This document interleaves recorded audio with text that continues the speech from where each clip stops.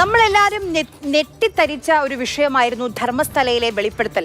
ആ അന്വേഷണത്തിൽ ഇപ്പോൾ ഒരു യൂ ടേൺ വരികയാണ്. നോക്കൂ, ധർമ്മസ്ഥലയിലേത് വ്യാജ വെളിപ്പെടുത്തൽ എന്ന സൂചനയാണ് നമ്മുടെ മുന്നിലേക്ക് വരുന്നത്. അതായത് അജ്ഞാതനായ പരാതിക്കാരനെ അറസ്റ്റ് ചെയ്ത് അന്വേഷണ സംഘം ഇപ്പോൾ വ്യാജ വെളിപ്പെടുത്തൽ നടത്തിയ ആളുടെ പേരും പുറത്തുവിട്ടിട്ടുണ്ട്.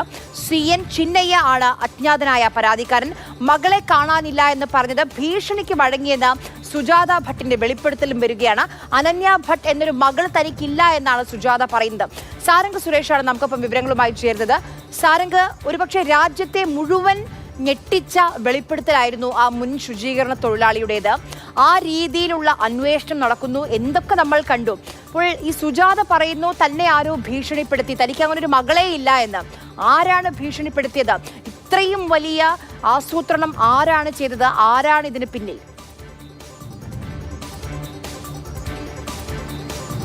വലിയ തോതിൽ ഒരു സിനിമാ കഥയൊക്കെ തന്നെ അനുസ്മരിപ്പിക്കുന്ന രീതിയിലേക്ക് കാര്യങ്ങൾ പോകുന്നു എന്ന് തന്നെയാണ് ആര്യായി യാഥാർത്ഥ്യം. കാരണം ഈ ചെന്നൈയ എന്ന് പറഞ്ഞ ആ ഒരു വ്യക്തി നൽകിയ ആ ഒരു വെളിപ്പെടുത്തലിലെ അദ്ദേഹം കോടതിക്ക് മുൻപിലാകെ നടത്തിയ വെളിപ്പെടുത്തലിന്റെ പശ്ചാത്തലത്തിലാണ് എത്രത്തോളം രാജ്യം മുഴുവൻ ശ്രദ്ധിച്ച തരത്തിലുള്ള വലിയൊരു അന്വേഷണവും അതിനോടൊപ്പം തന്നെ തെളിവെടുപ്പും ഒക്കെ തന്നെ നടന്നത്. 13 പോയിന്റുകൾ, കാട്, അതോടൊപ്പം തന്നെ പുഴ പരിസരങ്ങളൊക്കെ തന്നെ അന്വേഷണ സംഘം അരിച്ചു പിറക്കുന്നു.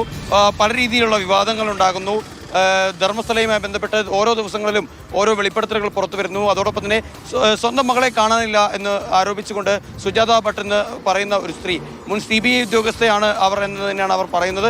അങ്ങനെ അത്തരത്തിലുള്ള പരാതിയുമായി അവർ പോലീസിന് മുൻപിലെത്തുന്നു. അത്തരത്തിലുള്ള ഒട്ടേറെ ആരോപണങ്ങളൊക്കെ തന്നെ നിൽക്കുന്ന സമയത്താണ് ഇപ്പോൾ അതെല്ലാം വെറും കാറ്റ് നിറച്ച ബലൂണുകളാണ് എന്നുള്ള യാഥാർത്ഥ്യം ഇപ്പോൾ പുറത്തു വരുന്നത്. അത്തരത്തിലുള്ള യാതൊരു തരത്തിലുള്ള കാര്യങ്ങളും ഇപ്പോൾ നിലനിൽക്കുന്നില്ല. ഇന്നലെ രാത്രി തൊട്ട് തന്നെ ഈ ചെന്നൈയ എന്ന് പറയുന്ന വ്യക്തിയെ ബെൽത്തങ്കാടിയിലെ SIT ഓഫീസിൽ വെച്ച് അന്വേഷണ സംഘം മണിക്കൂറുകൾ നീണ്ട ചോദ്യം ചെയ്യലിന് വിധേയനാക്കിയിരുന്നു.